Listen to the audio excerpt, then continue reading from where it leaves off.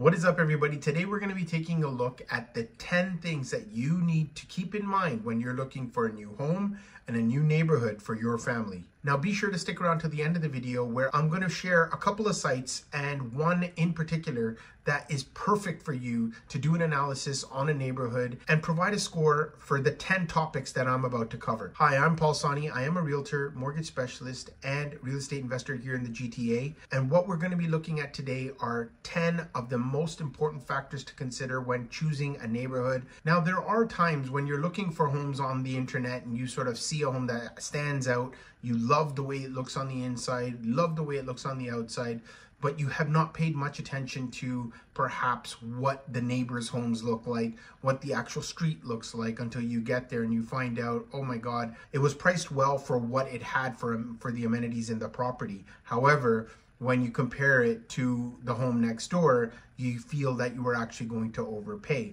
or you just didn't feel that the area or the neighborhood fit whatever you were looking for. So the key here is that you need to be able to consider all the factors. One thing I do want to remind you guys all is that you will never find the perfect home. There's always something that you may not be in love with and you just got to kind of live with it. But there are certain things that you do not want to compromise. And the things that you do want to accept, you want to make sure that those are lower on the list of things that you actually want. So the first thing we're going to talk about is safety and well-being. When you have a family, you want to be able to ensure that the area you live in is perfect for your children. You're able to have your children go outside to play and not have this worry that something bad can happen to them. Very important to be able to take a look at what the crime is like in that particular neighborhood. You want to be able to even reach out to the neighbors and sort of get an idea of what the neighborhood is like. Those that have been there for a while will be able to tell you if it is safe or if they've had any types of issues in the past and how severe were they. Now, there are tons of platforms that you can use if you just did a Google search and then tried to find places to figure out what the safety is like within a particular neighborhood. You obviously might want to first start with the city itself, but you would be able to get that type of information. The next is going to be what the education is like within that particular neighborhood, and that is crucial. Good schools do tend to relate to good areas. So you want to be able to determine what the educational score is for elementary school and post-secondary.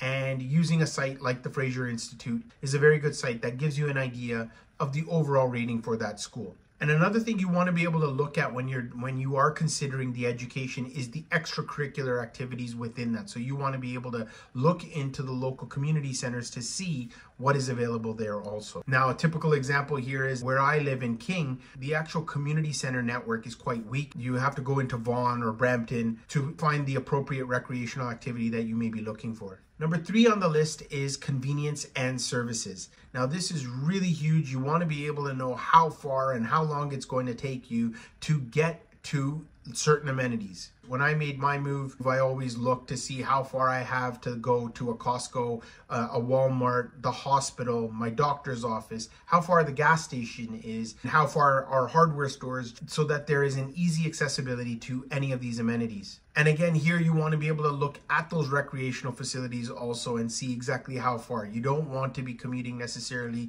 so far, depending on where your property is. If you wanted to buy a property that is very rural, then obviously you know you're going to have to make a commute of between 15 and 20 minutes for sure. But one thing I can tell you is that being close to your amenities and saving time is a big lifesaver. You don't necessarily need to plan your grocery shopping into your whole day, because you know that it's something that will take you out of your way in order to get that task completed. As long as you are okay with a certain time of commute and the distance that you need to travel to get to a grocery store or a hardware store, or perhaps even getting to the doctors, definitely make sure you have considered that. So I highly recommend you go onto Google Maps and you can lay out pretty much all of the amenities there, and it will start to tell you exactly how far your amenity is from your home. When you're doing your preliminary homework, great idea to sort of hit Google Maps and get an idea as to the distance you need to travel or the time it's going to take to get to your destination.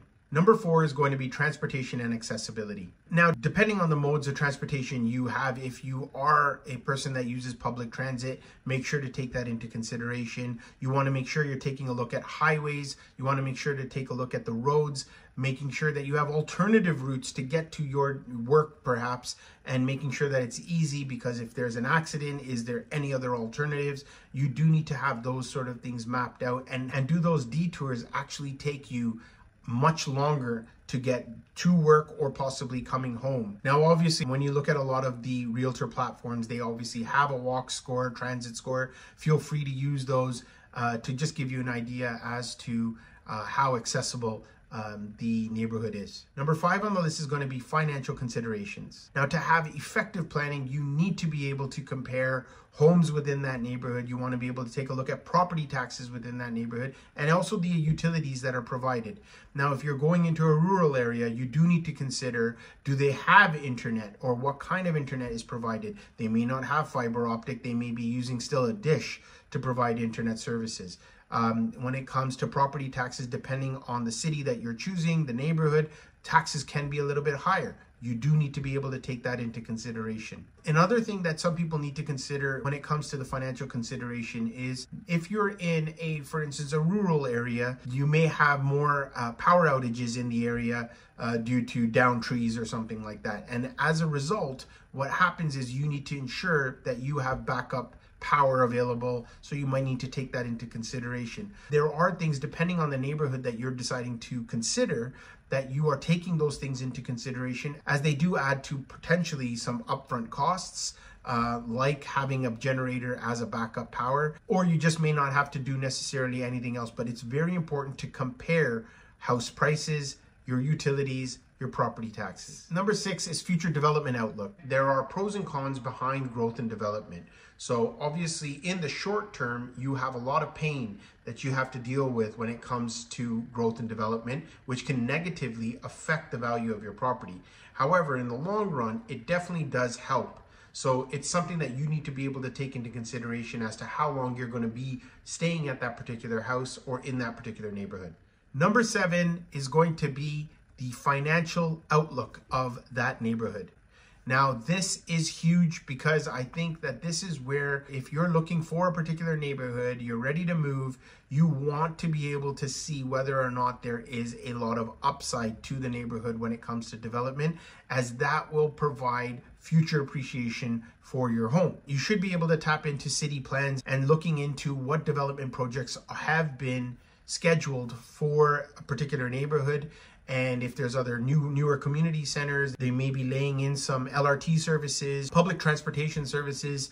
There could be a whole bunch of other things that they could be potentially lining up for that particular neighborhood. And those are things that you definitely need to be able to dig into, to take into consideration when looking at a new neighborhood. Ultimately, growth and development are going to have a very positive effect on your life moving forward in that particular neighborhood. So I think it's really important that you do your homework and figure out what is happening, what is up and coming in that neighborhood. Number 8 is going to be your environmental noise levels. Now, this is really huge, because I know people that have purchased condos that didn't anticipate a condo being built right next door to them, and they had to endure a lot of noise for many years, a lot of dust that they had to contend with when their windows were covered with a lot of dust and weren't getting them cleaned. It was a pain in the butt. So definitely consider what is happening when it comes to the environmental noises.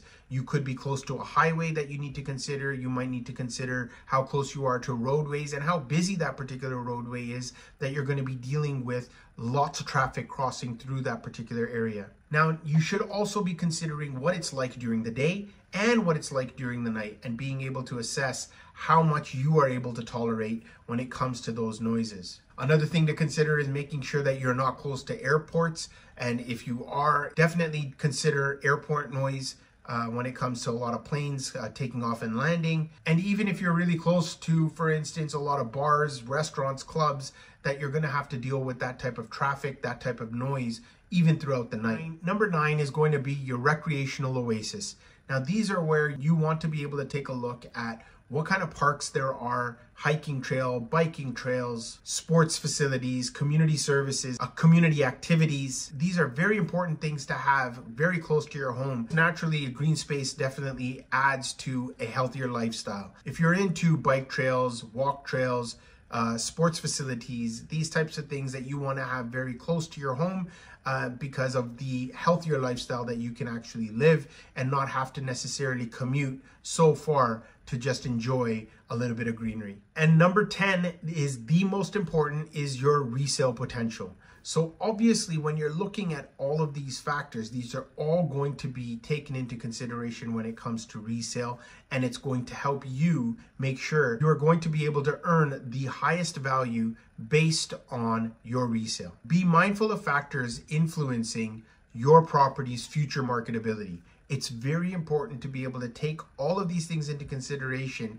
so that you know that you're able to attain the best dollar value when it comes time to perhaps selling your property, or perhaps you might need to even refinance the property, but there is enough equity growing in that property because of all the other factors that you have considered. When looking at the resale value of your property, you want to be able to consider the popularity of your neighborhood, what the development plans are like, and what the local real estate trends are. When you look at the development in that particular neighborhood, when it comes to the commercial activity and also what is happening with single family or maybe even condo development, that is going to tell you that there's going to be a lot more population. It may not be a positive thing for you, but overall it means a good thing. Higher population density will result in higher or better resale value for the future. Now, when we look at what type of site would actually be able to provide you with a lot of these answers, is a website called Area Vibes. So I use this to actually give me a lot of insight into what is happening within that particular area. And here you'll be able to see when you pick an actual city, it will go through your amenities, the commute, the cost of living, crime, employment, health, housing. They give you an overall user score, overall livability score. This will give you a very in-depth scope of many of the things that are very important to you when you're considering your next neighborhood. I hope you found the content of value today. If you did, please be sure to like, subscribe, hit the notification bell, and share the video with somebody who may be on their own real estate journey and could value from the information provided. Catch you on the next one.